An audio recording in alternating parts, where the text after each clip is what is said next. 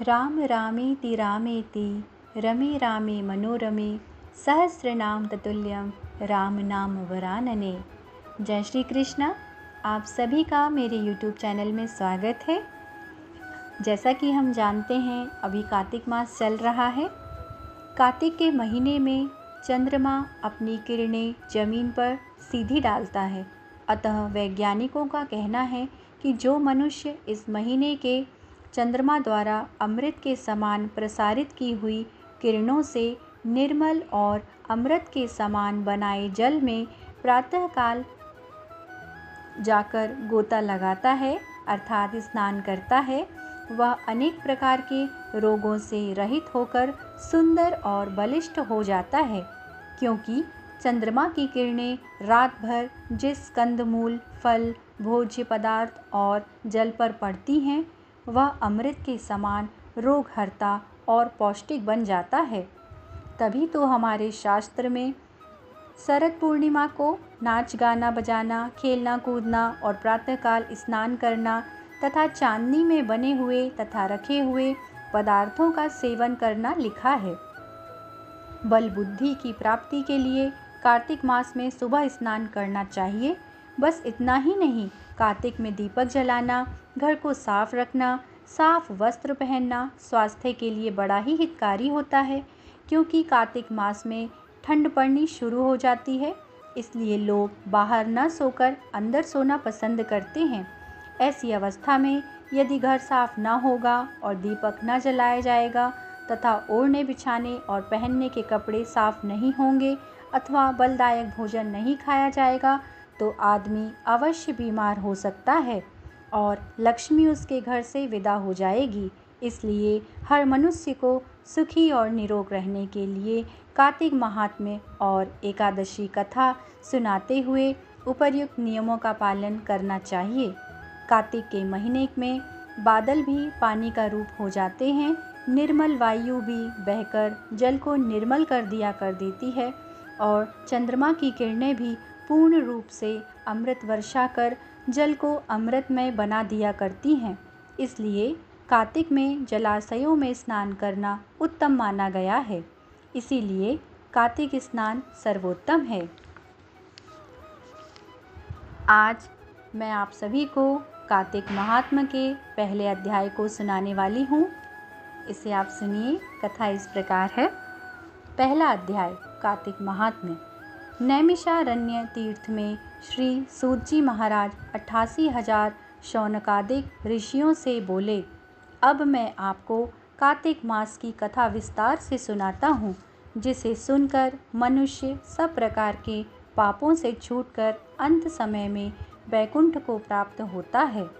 सूत जी बोले, श्री कृष्ण जी से आज्ञा लेकर देवर्षि नारद के चले जाने पर सत्यभामा प्रसन्न होकर लक्ष्मीपति भगवान से कहने लगी, हे नाथ, मैं धन्य हुई, मेरा जीवन सफल हो गया। मेरे जन्मदाता भी धन्य हैं, जिन्होंने मुझ जैसी त्रैलोक्य सुंदरी को जन्म दिया, जो आपकी 16 सहस्त्र स्त्रियों के मध्य में आपकी परम प्यारी पत्नी बनी। मैंने वह कल्प वृक्ष आदि पुरुष आपके साथ नारद जी को विधि पूर्वक दान में दे दिया, परंतु वही कल्प वृक्ष मेरे घर लहराया करता है, जिस बात को मृत्युलोक में कोई भी स्त्री नहीं जानती। हे त्रिलोकीनाथ, मैं आपसे कुछ पूछना चाहती हूँ। आप मुझे विस्तार पूर्वक कार्तिक महात्म्य की कथा सुनाइए, जिसको सुनकर मेरा हित हो तथा जिसके करने से कल्प पर्यंत भी आप मुझसे विमुख न हो। सूत जी बोले, सत्यभामा के ऐसे वचनों को सुनकर हंसते हुए श्री कृष्ण जी सत्यभामा का हाथ पकड़कर तथा अपने सेवकों को वहीं रोककर विलास युक्त अपनी पत्नी को कल्प वृक्ष के नीचे ले गए और हंसकर कहने लगे कि हे प्रिय, 16,000 रानियों में से मुझे तुम प्राणों के समान प्यारी हो। तुम्हारे लिए मैंने इंद्र से तथा देवताओं से भी युद्ध किया था। हे कांते, जो बात तुमने पूछी है उन अद्भुत बातों को सुनो। सूत जी बोले, एक दिन श्री कृष्ण भगवान ने सत्यभामा की प्रिय कामना के लिए गरुड़ पर सवार होकर इंद्रलोक जाकर कल्प वृक्ष मांगा।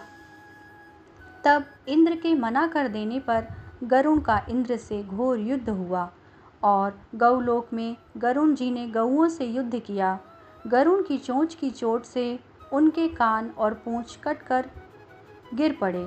उनके रुधिर से 3 वस्तु उत्पन्न हुई, कान से तंबाकू, पूंछ से गोभी और खून से मेहंदी।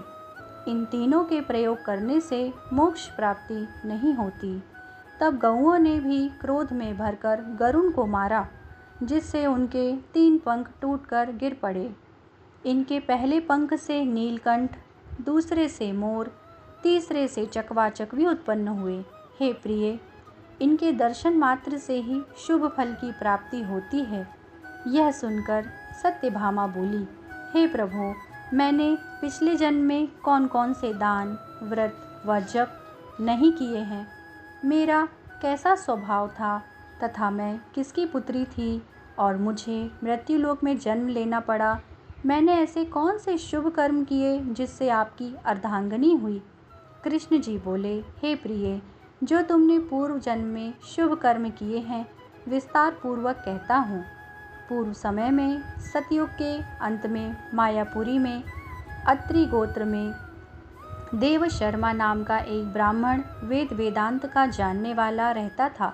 वह रोज अतिथियों की सेवा, हवन और सूर्य भगवान की पूजा किया करता था। उसका तेज सूर्य के समान तेजस्वी था। उसके वृद्धावस्था में गुणवती नाम की कन्या हुई। उसका विवाह उस पुत्रहीन ब्राह्मण ने चंद्र नाम के अपने शिष्य के साथ कर दिया। चंद्र को अपने पुत्र के समान मानता तथा चंद्र भी उसे अपने पिता के समान सम्मान देता था। एक दिन वे दोनों कुश और समिधा लेने के लिए वन में गए। हिमालय की तलहटी में भ्रमण करते हुए उन्होंने एक राक्षस को आता हुआ देखा। उस राक्षस से भय के मारे उनके सब अंग शिथिल हो गए और भागने की सामर्थ्य भी नहीं रही। तब उस काल के सदृश राक्षस ने उन दोनों को मार डाला। उनके धर्मात्मा होने के कारण मेरे पार्षद उनको मेरे पास वैकुंठ में ले आए, क्योंकि उन्होंने आजीवन सूर्य भगवान की पूजा की थी। उस कर्म से मैं दोनों पर अति प्रसन्न हुआ। शिव, सूर्य, गणेश जी, देवी, इन सब देवताओं की पूजा करने वाले सब स्वर्ग को प्राप्त होते हैं। मैं एक होता हुआ भी काल और कर्मों के भेद से 5 प्रकार का होता हूँ। जैसे एक देवदत्त पिता, भ्राता आदि नामों से बोला जाता है। जब वह दोनों विमान पर चढ़े हुए सूर्य के समान तेजस्वी रूपवान चंदन और माला धारण किए हुए मेरे भवन में आए तो दिव्य भोग भोगने लगे। जय श्री कृष्णा। इसी के साथ पहला अध्याय समाप्त हुआ। आगे भी कार्तिक महात्म्य की कथाएं सुनने के लिए मेरे चैनल को सब्सक्राइब कीजिए और वीडियो को लाइक और शेयर भी कीजिएगा। जय श्री कृष्णा।